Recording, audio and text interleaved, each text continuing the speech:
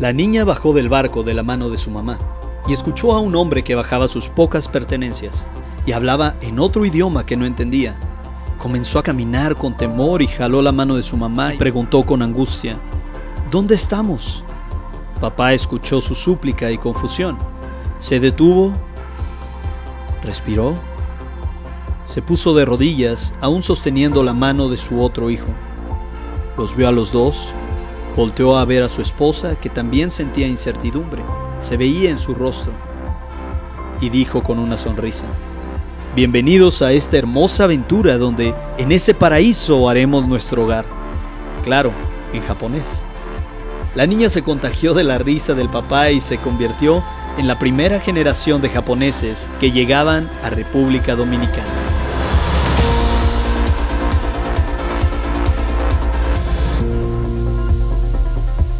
La misma tierra, 2 semillas. El joven Darrow Miller se secó el sudor. Había llegado a una hermosa isla tropical. Él sabía que como representante de Fundación contra el Hambre, debía entender el contexto. La organización para la que trabajaba viajaba a naciones donde el problema de la pobreza extrema había crecido de manera desmedida, y el objetivo de la organización era brindar comida a comunidades que de lo contrario morirían de hambre. El segundo paso era descubrir la raíz específica de la pobreza en esa región y crear oportunidades para disminuir la hambruna con el apoyo de la gente. Con esto en mente, el joven Darrow le pidió a un amigo profesor universitario de la isla que le diera un tour, un viaje por la isla, por la ciudad y por el pueblo.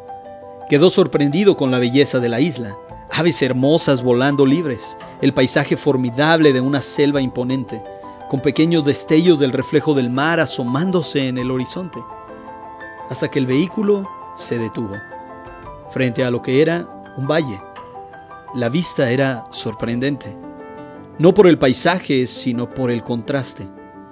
A un lado del valle estaba una comunidad con casas de cartón, de lámina, pobreza extrema, y del otro lado, una comunidad de mansiones. Un gran muro separando la comunidad de casas hermosas, entradas con vigilancia y acceso controlado con mecanismos automáticos, jardines tropicales y albercas. Se bajaron del vehículo y el chofer vio la cara de sorpresa en el rostro de Darrow. A esto le siguió una pregunta: ¿cómo puede haber personas tan pobres y personas millonarias viviendo unos al lado de los otros? El chofer hizo una mueca y dijo: la gente rica salió de ese lugar pobre. Darrow estaba en shock. ¿Cómo era posible? Pero para conocer la cultura de la gente que vive en esta isla, tienes que conocer esta historia. El joven que lo acompañaba empezó a narrar. Hace más de 100 años, muchas familias japonesas llegaron a esta isla, porque la economía de su país colapsó, y la mayoría eran o se hicieron agricultores, y comenzaron en este valle sin nada. 100 años después, sus nietos viven en esas mansiones, en las tierras que ellos transformaron. Es como hablar de 2 personas diferentes. Una era el agricultor local y la otra era el agricultor, el migrante japonés. Ninguno tenía nada de posesiones, solo tenía su manera de pensar y su visión de la vida. El agricultor local decía: nací pobre y así me moriré. ¿Qué puedo hacer con mi condición si todos me oprimen? En cambio, el agricultor japonés tenía un dicho: Gambate. Significa: me esforzaré más, trabajaré más duro y nunca me rendiré. Cuando los granjeros locales comenzaban a trabajar a las 8 de la mañana, los granjeros japoneses habían estado trabajando desde las 5 de la mañana. Cuando los agricultores locales caminaban y sembraban sus semillas, lanzando un puñado a la vez, los agricultores japoneses ponían el dedo en la tierra haciendo un agujero y ponían una semilla en él. Luego hacían otro agujero y ponían otra semilla, otro agujero, otra semilla. Ni una sola semilla se desperdiciaba. Cuando los granjeros locales dejaban de trabajar a las 5 de la tarde, los granjeros japoneses seguían trabajando hasta las 7 cuando se ocultaba el sol. Y en los primeros 6 meses los agricultores japoneses tenían medio costal de papas, tomates y arroz extra. Dentro de 5 años, los agricultores japoneses tenían 10 costales adicionales, después de cada cultivo. Dentro de 20 años, los agricultores japoneses comenzaron a comprar tierras y a trabajarlas. 100 años después, viven allí. Así concluyó el joven que narraba la historia mientras veía a Darrow pensativo entre una cruda realidad, que no es exclusiva a solo esa comunidad.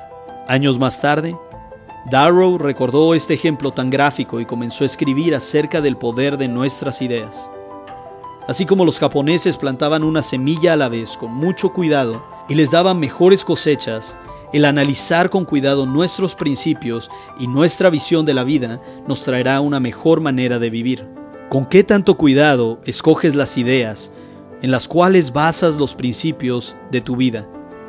Lo que hace la diferencia a los hombres es su fe, la fe que tienen en las ideas que eligieron, pues estas generan acciones, después hábitos, luego tu carácter, y eso cosecharás. Y con ese fruto alimentarás a tus hijos. ¿Cuál es tu cosmovisión? ¿Cuál es tu manera de ver la vida? Hoy tú tienes una cosmovisión que es como una semilla. ¿Cuál es esa semilla? ¿Cuál es esa idea? ¿Está plantada en la verdad o en mentiras? ¿Y cuáles son los frutos que cosechas? ¿Riqueza o pobreza?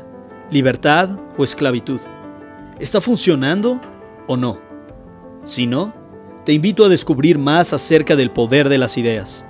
Contáctanos para poder conseguir el libro Discipulando a las Naciones, el poder de la verdad para transformar culturas.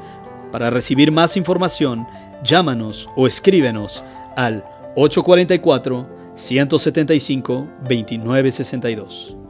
Switch Reflexión. Si te gustó el video, compártelo con otros. Comenta qué es lo que te gustó, qué es lo nuevo que aprendiste y danos un like. Asimismo, suscríbete al canal.